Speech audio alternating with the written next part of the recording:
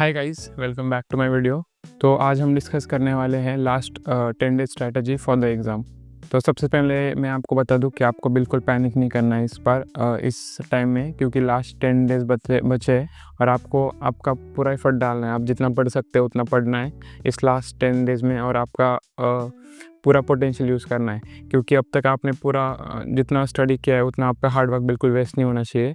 इसलिए last 10 days बहुत important है। तो सबसे पहले डोंट पैनिक, उसके बाद प्रैक्टिस अ लॉट।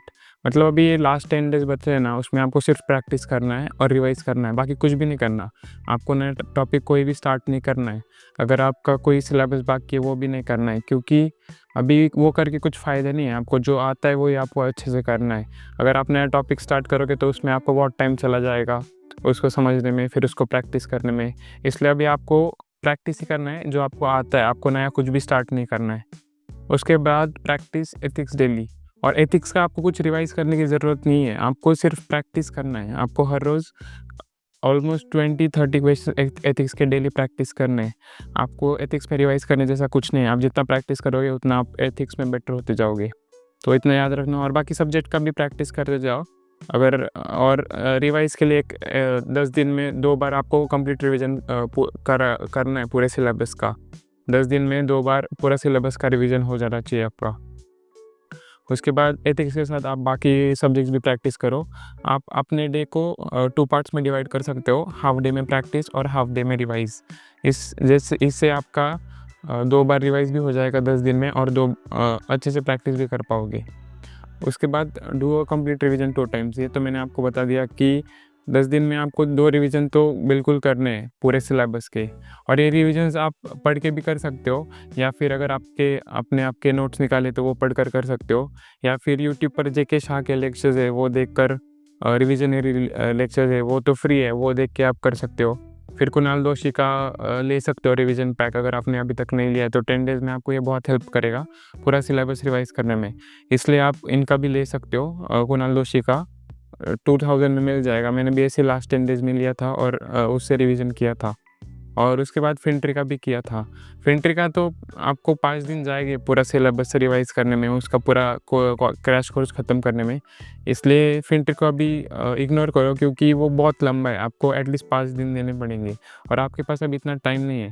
आपको सिर्फ प्रैक्टिस करने पे ज़्यादा फोकस करना है, क्योंकि जितना आप प्रैक्टिस करोगे एग्ज़ाम में वैसे आपको ज़्यादा आप अच्छा कर पाओगे, क्योंकि प्रैक्टिस इंपॉर्टेंट है। अगर आपको सब कुछ आता है और आपने क्वेश्चंस प्रैक्टिस नहीं किए तो आप एग्ज़ाम में कुछ नहीं कर पाओगे। उसके बाद की प्रैक्टिसिंग ये भी मैंने आपको बता दिया। Give a last mock and not again. मतलब अभी आपका जितना सिलेबस हुआ है, जितनी पढ़ाई हुई है, अभी आज या कल मॉक दे दो, 10 दिन के पहले मॉक दे दो और उसके बाद कोई मॉक नहीं देना है। ये जो मॉक्स का स्कोर आएगा उससे कुछ फ़र्क नहीं पड़ेगा। अगर अच्छा आया तो बहुत अच्छी चीज़ है, लेकिन अगर बुरा आया तो बिल्कुल अफेक्ट नहीं करना है आपको, क्योंकि आपके पास आगे के 10 दिन है। आप इस स्कोर को 10-20% ईज़िली बढ़ा सकते हो जो आपका मॉक में स्कोर आएगा। इसलिए मैं बोल रहा हूँ कि अभी मॉक दे दो और इसके बाद कोई भी मॉक मत दो एग्ज़ाम तक।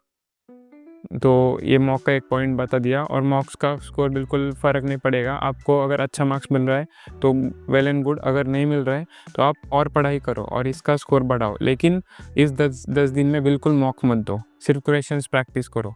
अगर मॉक दोगे और उसमें स्कोर ख़राब आया तो आपका सेल्फ कॉन्फिडेंस ख़राब हो सकता है।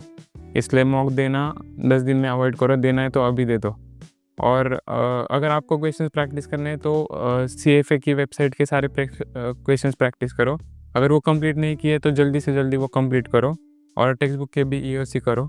अगर कंप्लीट हो गया है रीसेट करो और वापस करो, क्योंकि वो बेस्ट क्वेश्चन है। मैं बोल रहा हूँ कि एग्ज़ाम में जैसे क्वेश्चन आते हैं ना, उसके हिसाब से वही सिमिलर क्वेश्चन है। मैंने बाकी किसी प्रेप प्रोवाइडर के क्वेश्चन उस लेवल के नहीं देखे, तो इसलिए आपको उसी पे फोकस करना है, वही ज़्यादा से ज़्यादा सॉल्व करना है।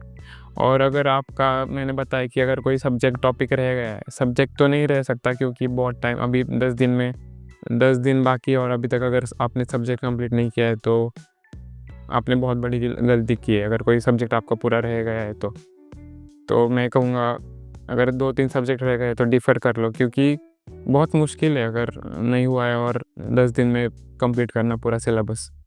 तो अगर 1-2 टॉपिक रह गए तो इट्स ओके, क्योंकि मैटर नहीं करता। अगर 1-2 टॉपिक रह गए आपका और उसमें से एक क्वेश्चन एग्ज़ाम में आया तो आपको बस एक क्वेश्चन का मार्क्स कम मिलेगा, लेकिन अगर पूरा सब्जेक्ट रह गया है तो नहीं हो सकता।